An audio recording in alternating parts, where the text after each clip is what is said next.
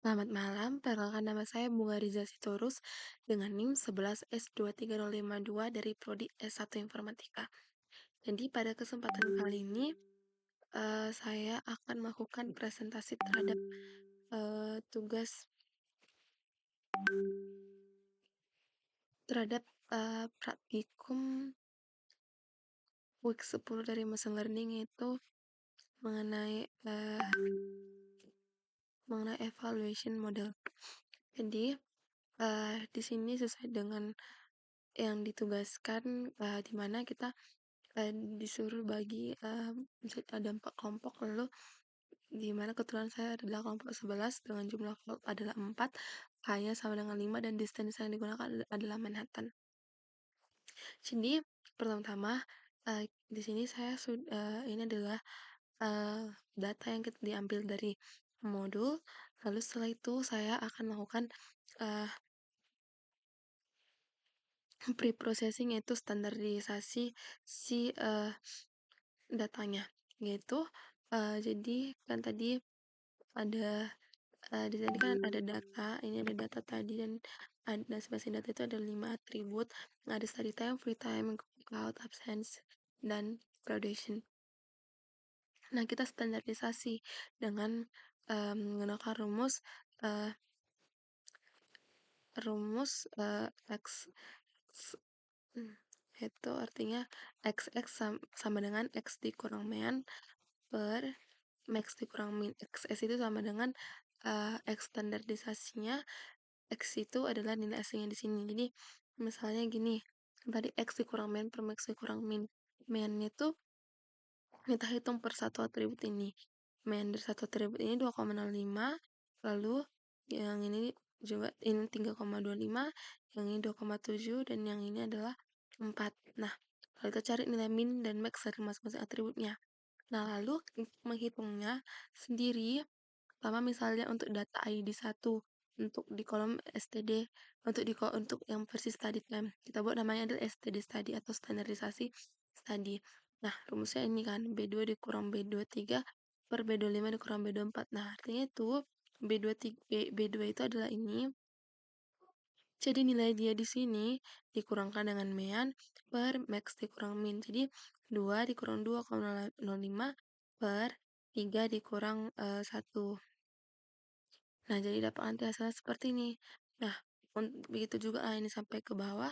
Lalu untuk yang ini, untuk free, jadi ini kan 3. Jadi 3 dikurang 3,25 per 5 kurang 1. Jadi dapatlah seperti ini. Itu juga untuk yang ini dan yang ini. Dan untuk kolom graduation itu sama dengan ini. Nah, lalu di sini saya sudah lakukan pre-processing data, sudah saya standarisasi lah. Hasilnya seperti yang ini. Nah, lalu selanjutnya adalah split partitionnya. Jadi di sini untuk split partition itu adalah 6, 20, 20, 20. Jadi 60% training, 20% validation, dan 20% testing. Sedangkan di sini testing yang kami pilih adalah data yang ini, yaitu data nomor 17 sampai 20. Jadi yang ini semua nanti akan jadi training dan jadi validationnya. Nah, lalu jadi trainingnya itu nanti ada 60%, berarti ada 12%, dan validation itu ada 4%. Jadi nanti kita akan membandingkan 4 data ke 12 data sisanya. Validationnya yang 4%, 20%, dan 4 validationnya, 12% trainingnya. Nah, lalu selanjutnya adalah melakukan k-fold cross validation. Nah, jadi di sini berdasarkan yang diminta di modul ada 4 fold. Jadi kami di sini membagi si training data tadi itu jadi 4 fold, di mana ada 16 data dibagi 4, jadi tadi kan ada 16 data, terus kita bagi jadi 4 fold, jadi masing-masing fold itu tuh nanti jadi ada 4 data. Nah, karena masing-masing fold ada 4 data, nah di sini kami mengerjakannya dengan membagi jadi beberapa fold, dan di mana saya sendiri mengerjakan fold 3. Nah, fold 3, pembagian foldnya itu sendiri seperti ini kami buat. Fold 1 sampai 4 itu adalah fold data 1 sampai 4 fold 1, data 5 sampai 8 fold 2, data 9 sampai 12 itu fold 3, dan data 13 sampai 16 adalah volt 4 dan saya adalah volt 3 yaitu data nomor 9 sampai 9 sampai 12. Nah, ini untuk yang volt 3. Jadi di volt 3 ini, nah tadi kan datanya itu yang volt 3 adalah 9 sampai 12. Jadi si data volt 3 ini 9 sampai 12 ini itulah yang menjadi validationnya sebanyak 4, 20% dari keseluruhannya kan tadi. Nah, jadi nanti sisanya yang dimana sisanya adalah volt 1, volt 2, dan volt 4 itulah yang menjadi trainingnya. Jadi di sini saya akan melakukan uh, key volt cross validation-nya, dimana tadi kan saya bilang pertama kalian digunakan sebanyak 5, jadi kita ambil 5 anggota 5 tetangga terdekat dan distance-nya ada Manhattan. Jadi kita menggunakan rumus Manhattan untuk menghitung jarak terdekatnya. Nah, jadi di sini saya sudah list 12 data lainnya di luar yang jadi validation-nya. Dimana tadi validation-nya kan data nomor 9 sampai 12. Nah, berarti jadi sisanya adalah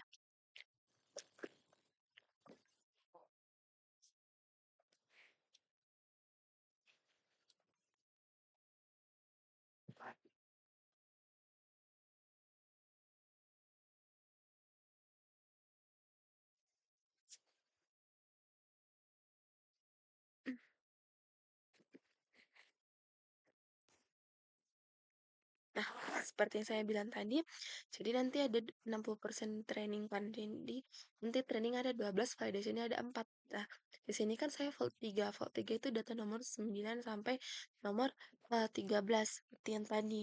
Ya, 9 sampai 12. Jadi data 9 sampai 12 itu jadi validation di sini sebanyak 4. Nah, lalu sisa datanya yang volt 1, volt 2, dan volt 4 itu atau nomor 1 sampai nomor 8 dan nomor 13 sampai 16 itu jadi trainingnya. Jadi kita membandingkan si validation dan si training. Berarti kita membandingkan volt 3 dengan volt 1, 2, dan 4.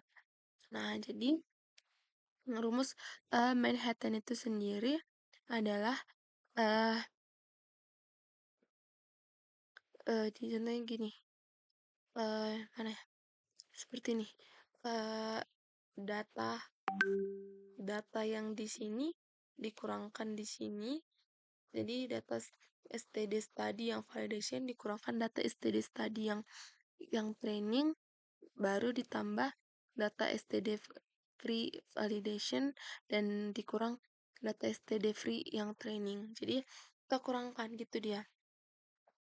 Jadi yang ini kurang dan di sini, yang ini kurang di sini, ini kurangi di sini, yang ini kurangi di sini. Lalu nanti dijumlahkan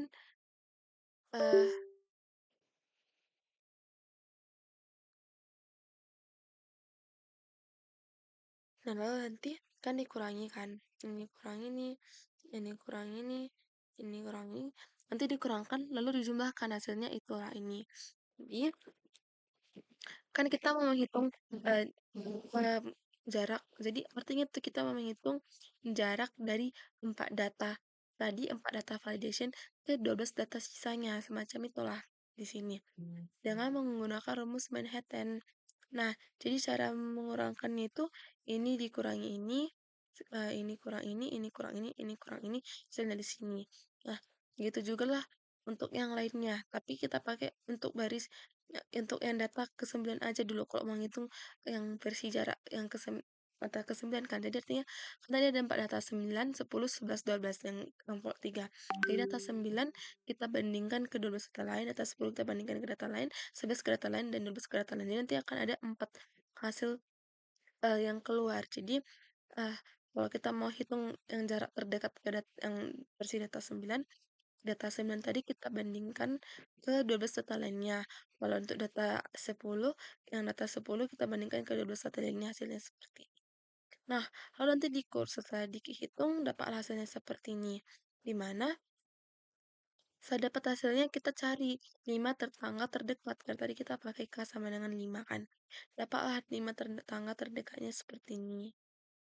Yang warna hijau adalah 5 tetangga terdekatnya. Begitu juga untuk data yang 10, data 11, dan data 12. Nah, lalu setelah dapat, kita cek. Nah, jadi kan tadi kita sudah buat kan dari modul kan ada graduation-nya. Nah, yang data dari modul itu, data graduation dari modul kita sebutlah sebagai target. Nah, lalu hasil perhitungan kita nanti dari hasil hitung-hitungan kita yang 5 terdekat ini nanti kita bisa prediksikan apa hasil graduationnya. Jadi misalnya seperti ini, kan ada 5 tetangga terdekat ini yang warna hijau. Nah, dari 5 tetangga terdekat ini ada sebanyak eh, kayak ada sebanyak 3 fail dan 1 yang pas. Nah, berarti 4 yang fail dan 1 yang pas. Berarti kalau melihat nilai yang paling banyak atau yang paling dominan itu kan fail. Berarti prediksi saya menggunakan si k-fold cross validation ini bahwa data 9 itu adalah fail karena menggunakan kalimat kan tadi. Nah, kita lihat tengok. Nah, berdasarkan dari modul, si data slide itu memang fail juga, maka kita masukkan ke confusion matrix. Dia berarti kan targetnya fail, prediksinya fail. Yang target fail dan prediksi fail ini. Lalu kita cek juga data 10. Data 10 ini ada 5 tetangga terdekat di mana ada sebanyak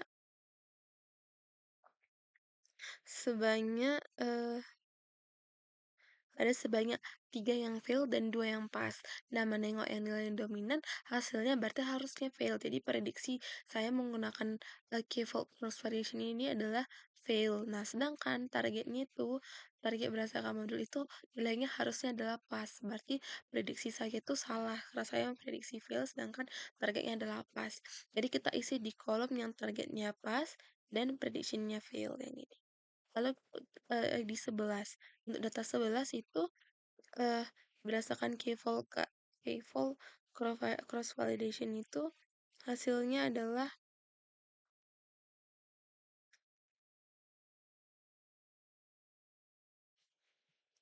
5-5-nya adalah fail. Berarti ada 5 yang fail, berarti prediksi saya adalah fail.